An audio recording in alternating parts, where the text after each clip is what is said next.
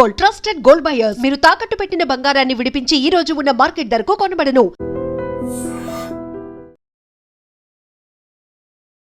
ఆసియాలోనే అతిపెద్ద గిరిజన పండుగ మేడారం సమ్మక్క సారలమ్మ జాతర ఈసారి చాలా కొత్తగా సరికొత్త శోభను సంతరించుకుంది. మనందరికీ తెలిసిందే. ముఖ్యమంత్రి రేవంత్ రెడ్డి ప్రత్యేక చొరవ తీసుకున్నారు. భక్తుల కోసం ఎన్నడూ లేని విధంగా భారీ ఏర్పాట్లు కూడా చేశారు. పారిశుద్ధ్యం నుంచి భద్రత వరకు కూడా ప్రతి అంశంలో ప్రభుత్వం చాలా జాగ్రత్తలు తీసుకొని జాతరనైతే నిర్వహించినటువంటి సందర్భం.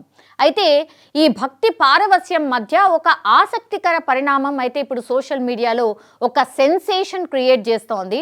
ఒక అధికారిని విధి నిర్వహణలో ఉంటూనే గిరిజన సంస్కృతిలో మమేకమై వేసినటువంటి డ్యాన్స్ ఇప్పుడు నెట్టింట వైరల్గా మారిపోయిన పరిస్థితి. గతంలో కుంభమేళాలో ఒక సామాన్య యువతి మోనాలిసా ఇప్పుడు హీరోయిన్ అయిపోయింది అనుకోండి. ఆమె ఎంత గుర్తింపు అయితే పొందిందో ఇప్పుడు మేడారంలో ఒక ఐపీఎస్ అధికారిని తన ఉత్సాహంతో నెటిజన్ల మనసుని ఇప్పుడు దోచేసుకున్నారు అని చెప్పొచ్చు. అసలు ఎవరి అధికారిని? సారలమ్మను గద్దెపైకి తీసుకువస్తున్నటువంటి అపురూప ఘట్టంలో రాష్ట్ర మంత్రి సీతక్క అట్లాగే తోటి పోలీస్ అధికారులతో ఉత్సాహంగా అడుగులు వేసి డాన్స్ చేసినటువంటి సందర్భంలోనే ఆ అధికారిని పేరు వసుంధర యాదవ్ అని తెలుస్తోంది. ఖాకీ దుస్తుల్లో గంభీరంగా ఉంటూనే జాతర సంబరాల్లో మమేకమై ఆమె వేసినటువంటి స్టెప్పులు ఇప్పుడు ప్రతి వాట్సాప్ స్టేటస్ అనుకోండి, ఇన్స్టాగ్రామ్ రీల్స్లో పూర్తిగా కనిపిస్తూ ఉన్నాయి. మేడారంలో మెరిసినటువంటి ఈ అందమైన ఆఫీసర్ అంటూ ఈ వీడియోలు షేర్ కావడంతో నెటిజన్లు ఆమె బ్యాక్గ్రౌండ్ గురించి తెగ వెతకడం స్టార్ట్ చేశారు. సో అందుకనే అసలు ఈ వసుంధర యాదవ్ ఎవరు అని ఒకసారి తెలుసుకునే ప్రయత్నం చేద్దాం. వసుంధర యాదవ్ కేవలం డాన్స్తోనే కాదు, తన జీవిత పోరాటంతోనూ అందరికీ స్ఫూర్తిగా నిలుస్తున్నారు.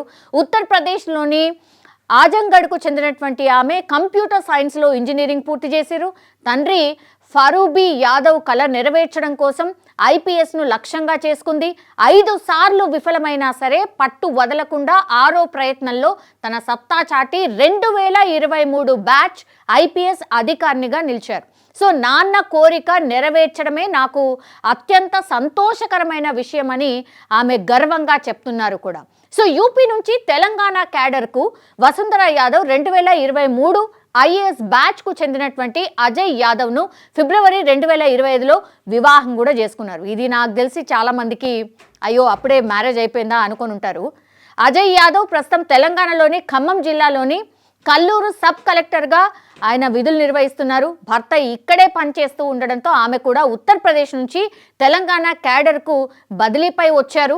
గతంలో గ్రే హౌండ్స్లో ఏఎస్పీగా అనుభవం కలిగినటువంటి వసుంధర ప్రస్తుతం ఖమ్మం జిల్లా కల్లూరు ఏసీపీగా బాధ్యతలు నిర్వహిస్తూ ఉన్నారు. మేడారం జాతరలో భద్రతా పర్యవేక్షణ కోసం అయితే ఆమె వచ్చారు. విధి నిర్వహణలో తనదైన ముద్ర వేశారని చెప్పొచ్చు. ముఖ్యమంత్రి రేవంత్ రెడ్డి ప్రభుత్వం జాతర కోసం కేటాయించినటువంటి నిధులు కావచ్చు, పక్కా ప్లానింగ్ వల్ల భక్తులు సులభంగా దర్శనం చేసుకోగలుగుతున్నారు. ఇలాంటి పటిష్టమైనటువంటి భద్రత మధ్య అధికారుల ఉత్సాహం కూడా తోడవడంతో మేడారం జాతర ఈసారి చాలా ప్రత్యేకంగా మారిపోయింది. ఓ పక్క ఐపీఎస్ అధికారినిగా శాంతి భద్రతలను కాపాడుతూనే మరోపక్క భక్తుల ఉత్సాహంలో పాలు పంచుకుంటున్నటువంటి వసుంధర యాదవ్ నిజంగానే మేడారం మోనాలిసాగా మారిపోయారు. నిజంగా ప్రస్తుతం ఉన్నటువంటి సమాజం దేనికి ప్రయారిటీ ఇస్తుంది?